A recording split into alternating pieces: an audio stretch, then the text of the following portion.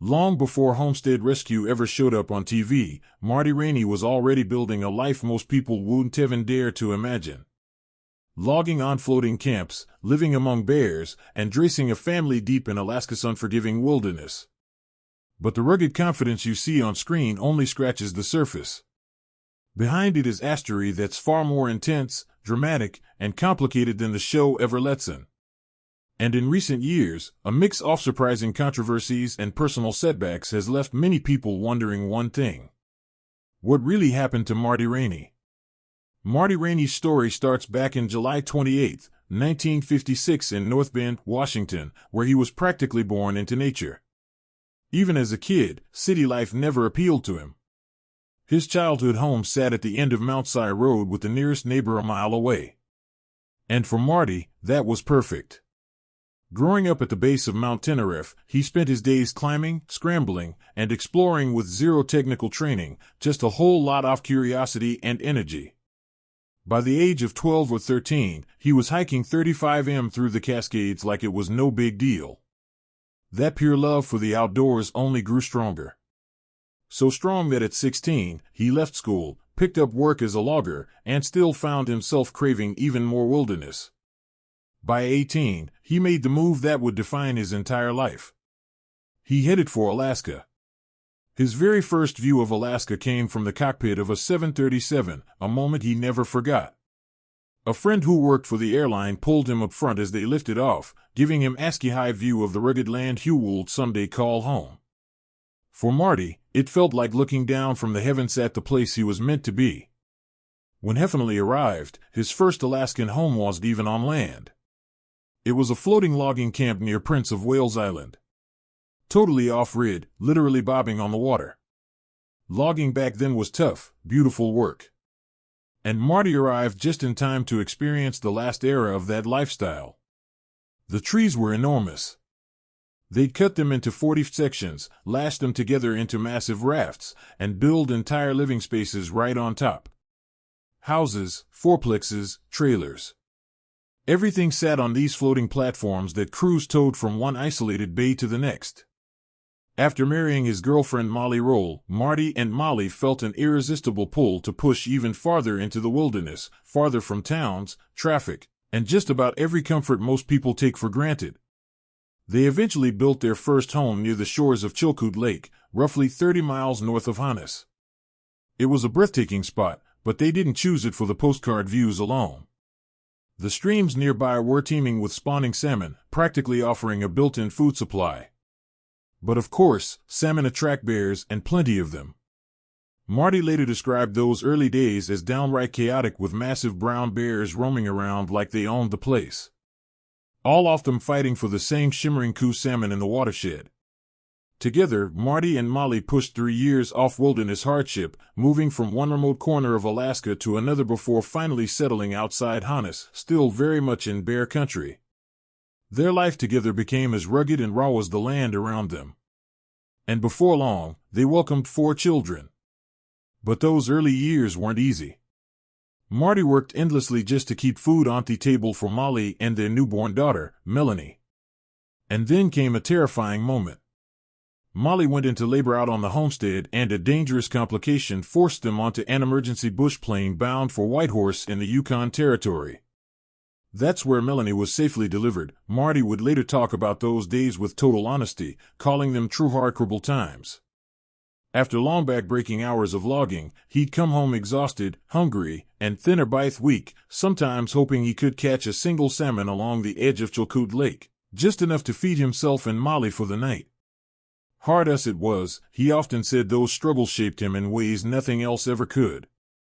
The Raneys welcomed their third child, Misty, in 1979, the same year they packed up in Maveto, the Wasilla area. This new location close to the shadow of Denali National Park opened a door Marty had been inching toward for years. It was here that he stepped into the world of mountain expeditions.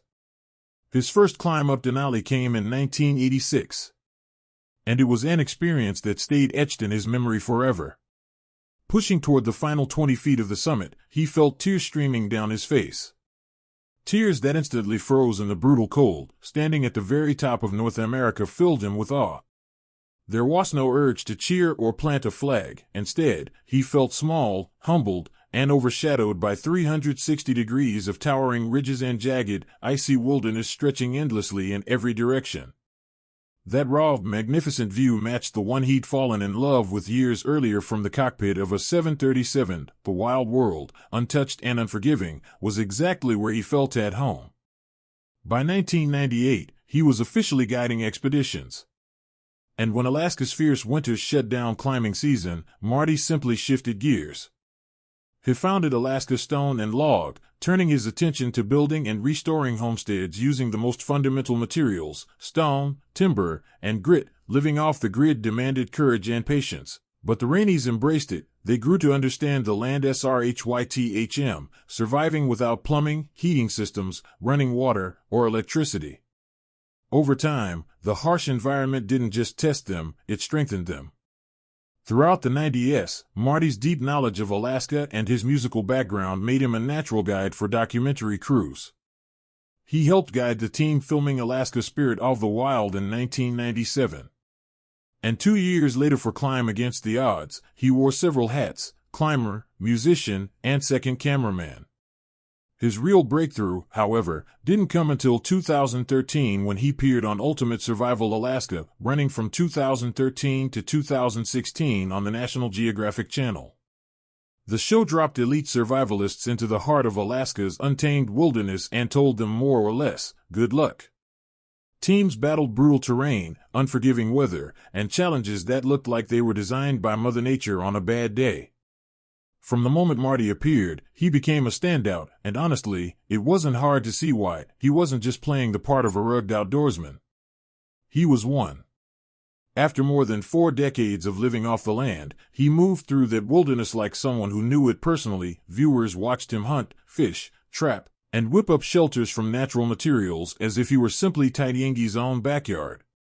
His toughness, quick thinking, and calm under pressure made him both a competitor to fear and a fan favorite to watch. The show earned massive attention for its raw edge fear-seat look at Alaska's dangers, cliff climbs that made palms sweat, trace across lethal terrain, and blizzards that seemed almost intentionally cruel. But perhaps the wildest twist was that there was no cash prize, no trophy, no giant check. It was all about pride and proving you could stand toe-to-toe with the Alaskan wilderness. Still, Marty's fame truly skyrocketed after Ultimate Survival Alaska ended. His next chapter arrived in 2016 when he became the beating heart of Homestead Rescue. The idea didn't start with him. The Discovery Channel approached Marty with a concept they described as a return to their early authentic boots-on-the-ground style. What grabbed Marty was the mission. Real people, real problems, real solutions. No fake drama, just helping struggling homesteaders survive. Some viewers argue that a few scenes feel overly dramatic or staged for television, sparking debate about how real the rescue process truly is. In 2018, a dramatic incident involving a drone operator thrust Marty Raney into the spotlight for an entirely different reason. Drone pilot Justin Pursley had been flying his brand new drone in the Hatcher Pass area when Marty, convinced it was being filmed without permission, confronted him. The situation escalated quickly. Marty ended up damaging Place Drone, prompting Pursley to file for a restraining order. Raney argued that the drone had been flying extremely low over his property, following him as he moved, and that he believed the flight was illegal based on a call he made to a trooper dispatcher. Surprisingly, the confrontation was resolved much more peacefully than it began. The two men agreed to meet later that morning in a grocery store parking lot to talk things through. Pursley said that during this meeting, Marty apologized and paid him the full cost of the drone in cash. Pursley then notified the courthouse to drop the restraining order request. Both men shared their stories on social media, which quickly drew public attention and divided opinions online. Marty described hearing a buzzing sound while sharpening his chainsaw and looking up to see a drone hovering directly above him and his cabin. Hellider said the drone followed him for nearly 8,000 feet as he walked back to his vehicle. On the other side, Play explained that he and his father-in-law were simply testing out the new drone from a public pull-off when Marty approached them. He recalled being surprised to see Raney's signature cowboy hat appear as the TV personality demanded to know why they had been flying over his property. Pursley's father-in-law insisted the drone had been flying high enough to avoid crossing onto private land. When troopers arrived, the accounts differed again. Play claimed officers assured him the drone flight was legal, while Marty said the trooper was unsure and admitted he didn't know the specifics of drone law in that area. Trooper spokeswoman Megan Peters later said that details were still unclear until the assigned trooper could be reached. A short time later, Raney posted an update on his social media page, saying he had spent hours driving across Alaska and thinking about the incident. He offered to replace Pursley's drone and expressed regret for the damage. According to Pursley, they met again. Marty apologized and he paid the exact amount the drone had cost. Raney even offered to hire him to film drone footage for an upcoming project, but Pursley declined. Then in 2020, Marty faced another wave of public backlash. This time for our surfaced song from his past, a track from his 1997 album titled Adam and Steve began circulating online, drawing widespread criticism for its homophobic lyrics. While most of the album consisted of harmless country tunes, the final track stood out for its commentary against the growing acceptance of homosexuality. The lyrics referenced outdated views, criticized gay pride, and contrasted them with what Raney framed as traditional relationships. The controversy resurfaced during a larger conversation about the workplace culture in certain Discovery shows following reporting on the disappearance of production assistant Terrence Woods. Some former crew members described the environment as unwelcoming and resistant to progressive ideas. Within that broader discussion, Raney's decades-old song drew renewed attention. The production company Raw, which works on Discovery projects, responded by saying they were completely unaware of the song and were shocked by its content. They emphasized that they did not agree with its message. All Three Media America, which had recently begun co-producing Homestead Rescue, echoed the same stance, saying they did not share any of the views expressed in the track. Discovery also issued a separate statement, distancing the network from the song and stressing that it did not reflect their values or the spirit of the show. The network never clarified whether they planned to take any action against Raney or even launch an internal review. But despite all the noise and the controversy surrounding the situation, Homestead Rescue kept right on airing. No delays, no pauses, nothing. It stayed locked into Discovery's lineup like nothing had happened. And then came a disaster none could have predicted. In 2021, Liffey and the Raney Ranch took a dramatic turn when Marty and Molly's cabin was consumed by a sudden and devastating fire. The loss hit the family hard. After years of effort poured into the building across multiple seasons, everything they relied on was gone in a matter of moments. Early speculation pointed to the fireplace chimney as the likely cause. Its design had allowed for intense heat, and that very feature may have triggered the disaster. For the Raneys, the timing could not have been worse. Winter was closing in quickly and the family suddenly found themselves facing a full rebuild while racing against freezing temperatures. The stakes were high and the pressure was enormous. Discovery leaned heavily on the fire to promote the new season, which led some viewers to question whether the incident was being exaggerated for dramatic effect. But the seriousness of the event became clear when Marty posted a video in real time calling for help as flames spread across the cabin. Despite frantic efforts, the fire engulfed the structure in minutes, leaving nothing behind. As promo materials teased out pieces of the history, fans grew increasingly impatient. Many wanted direct answers, not small glimpses scattered across multiple episodes. This slow rollout fueled suspicion that the tragedy might be serving as a narrative hook rather than a straightforward account. Yet, Discovery maintained that the fire was very real, framing it as the Raney family's greatest challenge to date. Their description of the new season painted a picture of urgency.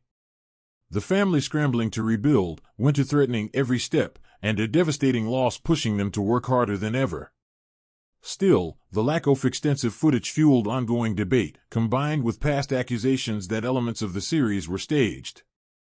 Some longtime viewers held on to doubts. Former participants had already gone public about their behind-the-scenes experiences, and those stories left an impact on the show's reputation.